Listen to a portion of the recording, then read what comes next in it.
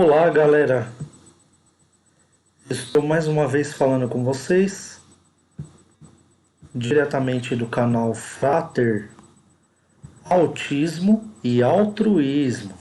Tudo bem com vocês? Eu espero que esteja tudo ótimo com vocês. Aqui também está tudo ótimo. E hoje eu não vou dar sequência nos temas da comunidade do canal Frater, mas agora recentemente eu coloquei a última publicação na comunidade, né? Que é um tema de um colega meu inscrito no canal, né? Que ele me passou uma situação. E aqui no canal, como eu sempre dialogo com vocês, é muito importante vocês me passarem as situações, né?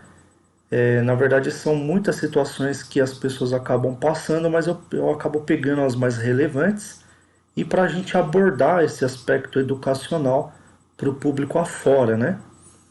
E quando o pessoal me passa as situações, aí eu pulo os temas da comunidade do canal Frater, né? E abordo elas, coloco elas como prioridade. Então eu coloquei aí no último tema autismo e a intervenção, né? Como que ocorre esse processo de intervenção. Porque eu recebi, né, alguns relatos, não foi o primeiro, né? Mas recebi um relato de um amigo agora, o Antônio, pai de Israel, né, sobre o acontecimento recente, né, com o seu familiar querido autista, né, que é o Israel, né, e o ocorrido no aspecto intervencional, né, o aspecto de intervenção, né, uma pessoa abordando o autista no seu momento de crise, né? Aí ele até perguntou se isso esperou eu responder se isso é comum, se não é, porque ele mesmo ficou um pouco aflito com aquilo tudo que ele observou, né? E de fato, né, vou explicar aqui no canal que é realmente isso que acontece, tá? A gente fica aflito porque quando a gente não está, né, de certa forma, acostumado a ver alguma abordagem, né, que não é comumente, e essa abordagem ela se torna um tanto invasiva na família, né, a gente nem sempre está preparado, né? Eu, por exemplo, se eu ver, por exemplo, um aluno de colégio, né, batendo no Raonic, eu vou ficar muito triste, eu vou ficar muito, né, perplexo com a situação, né? Porque a gente não está esperando, a gente sempre espera o melhor para o nosso filho autista, né? Então, um caso aí que o Antônio me passou é um caso de intervenção quando a criança ali, ou o adolescente, o autista, né? O Israel, no caso, ele tem uns momentozinhos dele de crise autista. Quando o autista ele tem os seus momentos de crise, ele tem vários tipos de comportamento. Ele pode ter o comportamento interiorizado, ele interioriza para ele aquela crise e fica aflito consigo mesmo. Ou ele pode ter o comportamento exteriorizado, tá? Ou seja, ele exterioriza e ele acaba dividindo aquela histeria que ele tem com as outras pessoas, tá? Quando ele divide a histeria com as outras pessoas, né? Às vezes ele acaba machucando as outras pessoas, por quê? Porque ele está tão aflitozinho no coraçãozinho dele, né, e na mentezinha dele, que ele acaba agredindo, dá a entender que ele é um agressor, mas ele não é um agressor, ele é um autista que está muito aflito, precisando resolver aquele momentozinho de aflição dele, seja ele qual for, tá? E esse é o caso, acredito eu que seja o caso do nosso amiguinho Israel, né? Porque quando ele tem esses momentos de crise, ele externaliza, né? Ele exterioriza. Então ele fica, dá a entender que ele fica agressivo, né? Mais agressivo com seus coleguinhas. Então, a abordagem do autismo é uma abordagem intervencional, ou seja, as pessoas irão intervir. Intervir para quê? Para ajudar o autista a resolver esse momentozinho dele de aflição, né? Basicamente isso, tá? Parece muito simples, parece muito tranquilo. Quando que isso começa a ficar complexo? Isso começa a ficar complexo quando a sociedade ela não compreende que a responsabilidade do autista é uma responsabilidade de todos, né?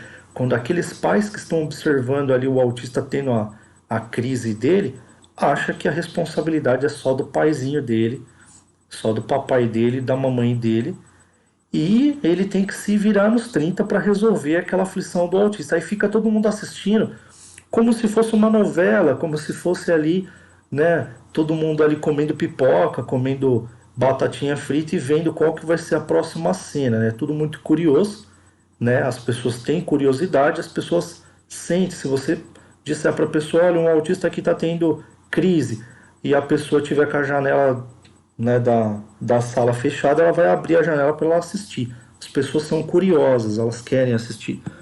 Só que aqui no canal Frater nós temos que passar para vocês que, infelizmente, eu tenho que passar isso para vocês, tá? A responsabilidade não é só do pai e nem da mãe do autista, tá? A responsabilidade é de todos. Então, você que está assistindo, você também tem a responsabilidade de procurar entender por que você tem essa responsabilidade. Porque se o papai e a mamãe do autista não estiver presente, é você que tem que ajudar ele. E se você não tiver o mínimo de conhecimento para ajudar ele, o que você vai fazer? Às vezes você vai achar que ele está agredindo um coleguinha de escola, você vai lá e vai bater no autista, vai pegar ele com um puxão muito forte, vai acabar machucando o autista, né? E pelo que o Antônio me passou, né? Uma situação que pode ter acontecido isso. Ele me repassou a situação para eu tratar o tema no meu canal. Eu sempre agradeço muito aos temas, porque esse é um tema muito importante. Isso daí acontece muito com todos os autistas, não é só esse caso. Tem pessoas que falam, aconteceu um caso isolado com o pai do Israel. Não é um caso isolado, tá? O Israel, ele fez muito bem, o pai do Israel, o Antônio, ele fez muito bem em me passar esse relato, porque acontece muito e as pessoas estão muitíssimo despreparadas, tá? Então eu vou explicar para vocês como que vocês têm que fazer para ficar mais preparados, e para vocês que são pessoas que não fazem parte do universo autista, para vocês evitarem de amanhã ou depois vocês terem que responder algum, algum boletim de ocorrência ou pagar uma multa muito alta indenizatória por ter agido errado contra o autista, ou vocês acabarem até sendo presos por conta disso, tá? Então a questão é a seguinte: existe lei que protege o autista e que inclusive ela garante os procedimentos, assim como existem leis que garante, né, socorro para qualquer pessoa. Se você vê uma pessoa precisando de uma ajuda, você tem que ajudar ela, né? Você não pode negar socorro, né? Então, existem, a lei ela garante tanto para o autista como para o não autista. E o autista tem umas leis a mais ainda, que garante para todos os efeitos a condição especial de uma deficiência, que é uma síndrome que ele carrega consigo, né? Reconhecida, independentemente de ser, né, patológico ou não, né? Que tem pessoas que entendem como um transtorno, né? E um transtorno diferenciado de uma patologia que as pessoas acabam achando que é uma doença, mas não é. O transtorno ele é diferente, mas independente, para todos os efeitos, o autista tem seus direitos garantidos, então ele precisa ser tratado muito bem, tá? Então eu vou explicar para vocês como que funciona essa questão de intervenção. Bom, a intervenção com uma criança não autista, ela demora muito para você saber como que ela vai ser, como que ela vai reagir. Às vezes uma criança vai lá, vê a mãe xingando em casa, xinga na rua, aí você fala, ô menino, por que você está xingando assim? Eu não te eduquei dessa forma e tal, e você começa a fazer as correções. Essa correção, ela data de longo prazo. Então vocês imaginem, se data de longo prazo com não autista, logicamente que com o autista vai demorar também. Então o processo de paciência, né, a medida que é cobrada de paciência é a mesma medida ínfima que é cobrada de paciência no tratamento de todas as pessoas. Você tem que ter paciência com o autista, tá? Você não pode ser estressado com o autista. Aí você tem que lembrar ainda, além de ele tem que ser tratado, né, igualmente a todas as pessoas, ainda assim ele tem uma condição ainda especial. Então ele tem que ser tratado ainda um pouco melhor por conta dessa condição especial. Vai por esse caminho que você não vai errar, tá? Então você lembrando, eu tenho que tratar todas as pessoas de maneira igual, com respeito e paciência. Mas essa pessoa em específico, essa pessoa específica tem autismo. Então eu tenho que tratar um pouco melhor ainda.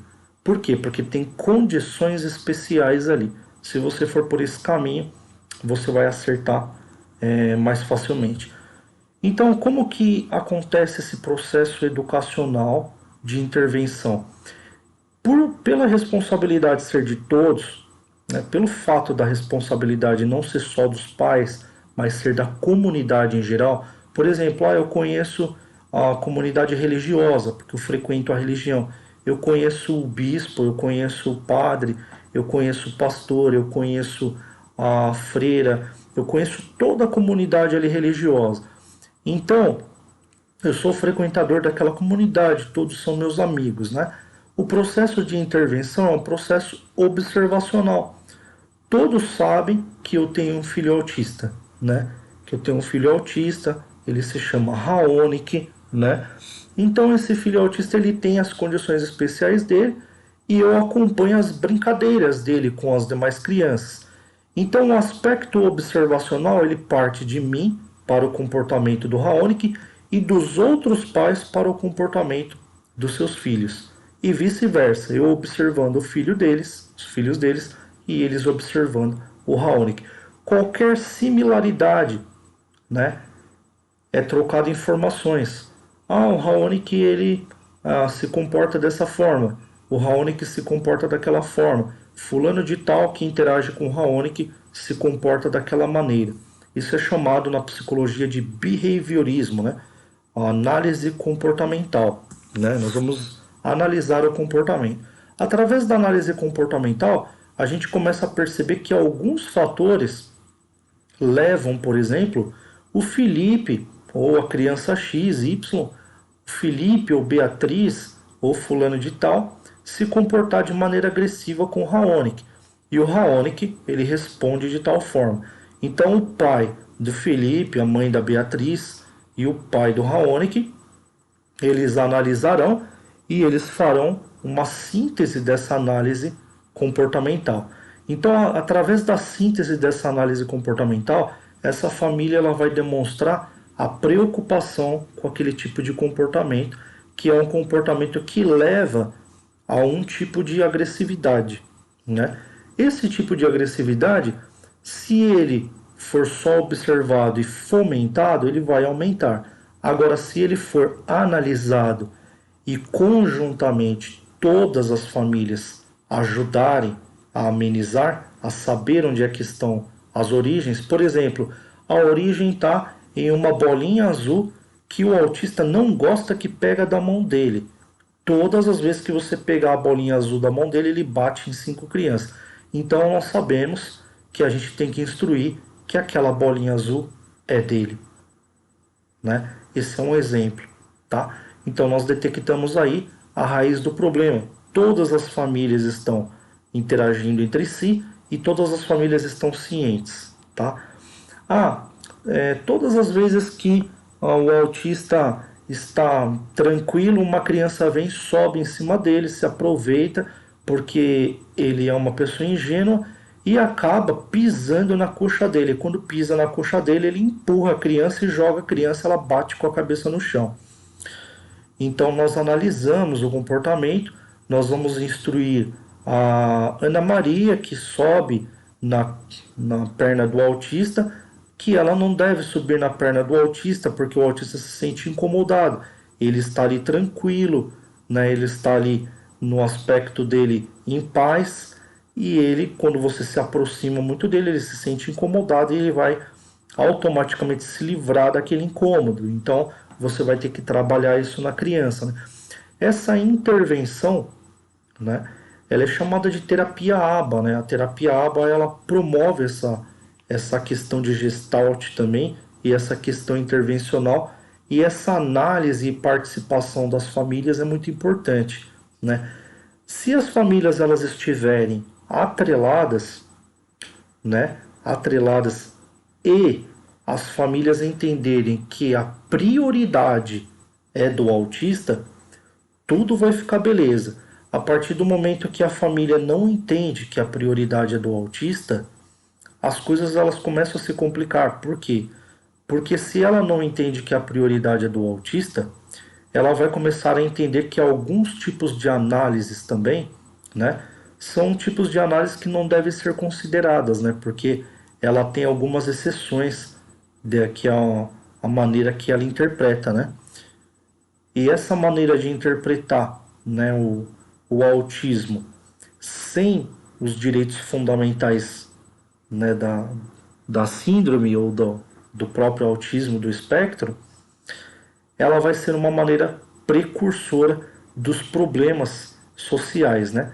E esses problemas sociais eles podem detectar diversas coisas, como por exemplo, se não tem bom ânimo de uma família analisar e dar a preferência para o autista, isso significa que essa família ela está revelando que ela tem pessoalidades com a família que tem o autismo, né? Então ela não está só desrespeitando a questão do autismo, mas ela também está revelando que ela não se importa minimamente com a família que tem um caso do espectro no lar.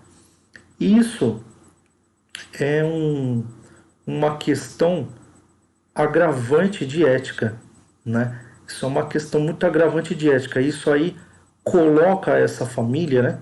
Essa família aí que está desrespeitando o autismo, coloca ela numa condição onde ela precisa fazer uma reciclagem de conhecimentos sociais, tanto na parte de ética como na parte de moral, cidadania, né? E leis específicas para ela começar a compreender as responsabilidades sociais que ela tem para com a sua comunidade, né? Lembrando aqui que o tema, né, o tema aí, quando a gente envolve a intervenção no autismo, é a responsabilidade de todos, né? Então, a partir do momento que a responsabilidade é de todos, a gente tem que perceber essa filantropia. A gente tem que perceber das famílias que não têm o caso de autismo, né? A gente tem que perceber a caridade para com aquela família, né? A prioridade para com aquela família que tem o caso de autismo, independentemente da situação, tá? Por quê? Porque a, a situação é uma situação de exceção, né? Não tem como você dizer, por exemplo, esse autista ele foi agressivo, por isso que eu agi rispidamente com ele. Não tem justificativa, né? Porque o autista ele já tem uma exceção perante a lei, né? Então não justifica. O que vai acontecer quando a gente colocar, né, nos trâmites legais, o que vai acontecer vai ser o seguinte, vai ser interpretado da seguinte forma: aquela família que agiu rispidamente, né, ela agiu dessa forma porque há muito tempo ela vem desconsiderando o autismo. Porque se ela tivesse há muito tempo considerando o autismo, ela já estaria preparada para eventos até piores, sabendo que aquele autista ele já tem o comportamental, né? Então essa família ela já sabe que aquele autista tem o comportamental. É a mesma coisa. Eu tenho aqui o meu vizinho, né? Que é o Matheus, que ele tem autismo. Os pais dele, eles têm os momentos de estresse familiar. Se ele não tivesse um caso de autismo no lar, eu entenderia o estresse familiar como uma origem secundária. Mas como eu sei que eles têm o caso de autismo no lar, todas as vezes que eles falam alto, que eles se estressam dentro do lar, eu deduzo para mim que é uma coisa relacionada ao autismo, que eles não conseguiram resolver ali uma questão.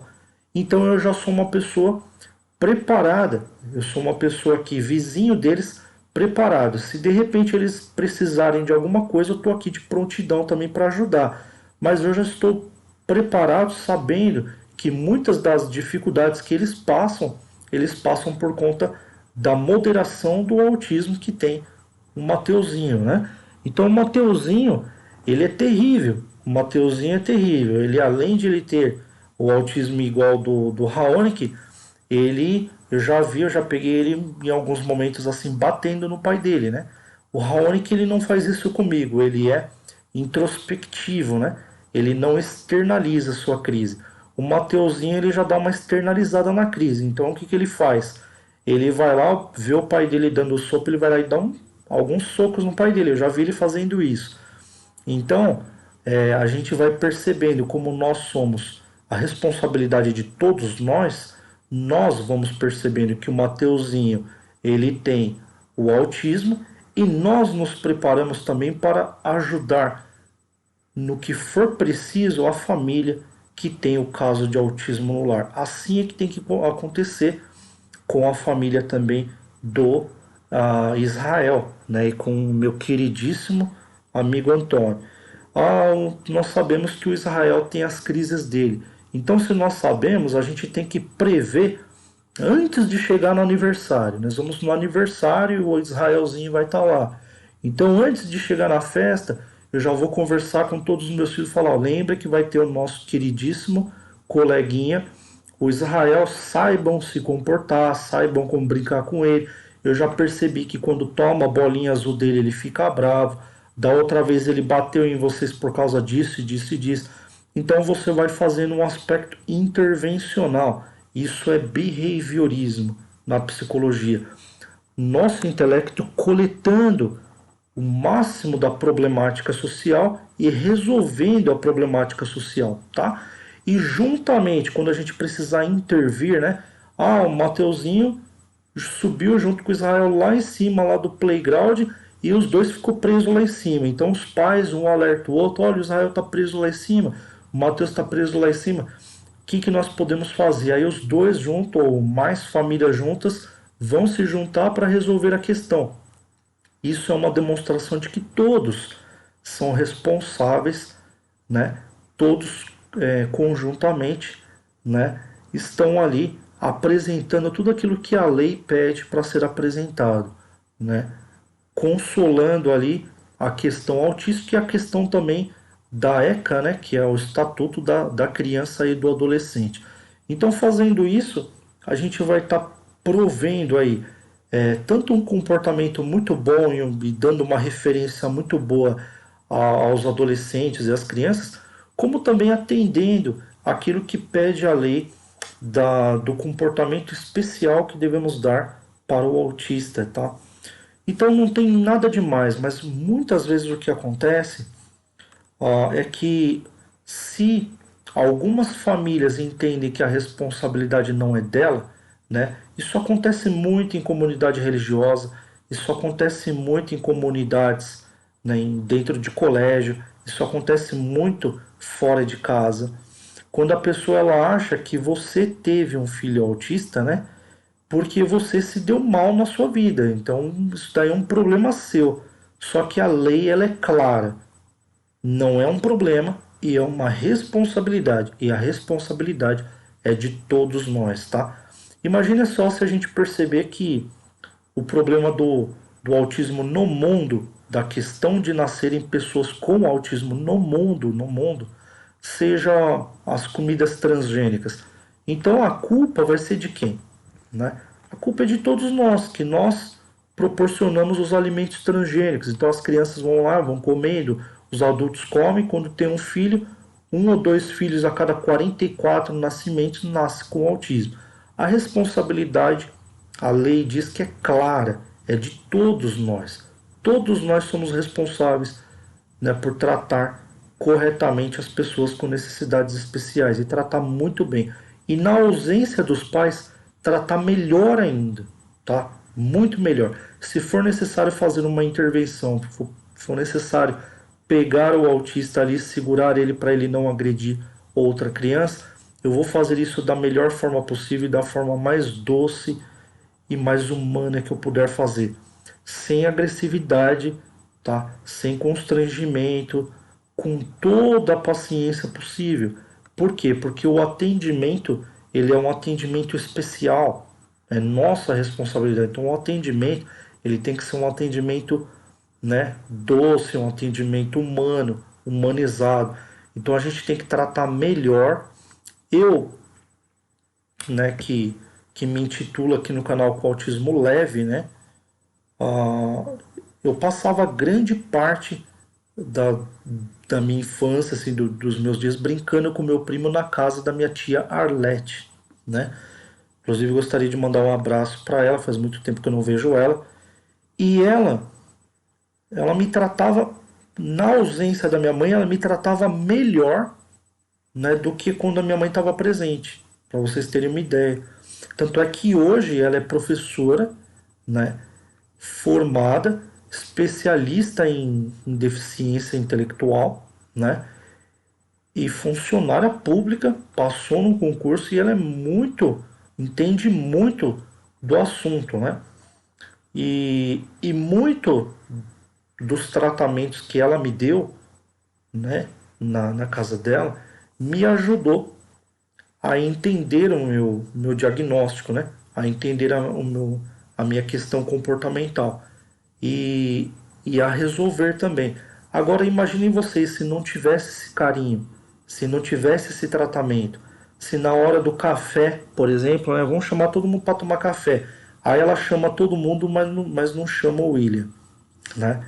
Aí você tá dando um tratamento de exclusividade, né? Você está excluindo. Ah, a gente vai tratar todo mundo igual, mas aquele autista ali a gente vai tratar ele brutalmente. Aí a gente está caminhando para o lado oposto, né? Nós estamos caminhando para o lado da desinformação, a gente está fazendo um desserviço de tudo aquilo que a gente já tem alcançado na sociedade em prol das famílias que têm casos de autismo no lar. Então é necessário uma atenção muito grande, tá? Uma atenção muito especial para o tratamento com as nossas crianças com autismo, tá? Lembrando vocês, né? O autismo que ele tem, ele externaliza, né? Ele exterioriza a sua crise, não significa que ele seja um autista agressivo, tá? Ele é um autista aflito, tá? Ele tem uma afliçãozinha dentro dele e essa aflição ele vai externalizar e a maneira que ele vai externalizar pode machucar algumas pessoas porque ele vai ficar muito aflito e ele vai querer que alguém o ajude. Quanto mais pessoas na sociedade se propuserem a ajudar para saber quais são as origens dessa agressividade, dessa aflição que ele está apresentando, mais fácil vai ficar de resolver todas as vezes que acontecer, tá? Que não é, geralmente não é todas as vezes que acontece.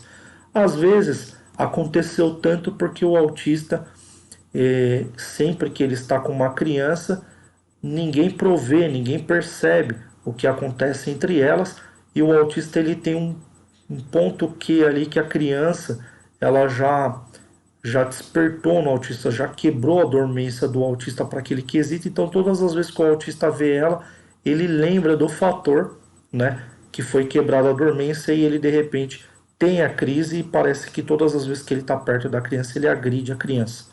Isso se chama quebra de dormência, tá? Houve a quebra de dormência por quê?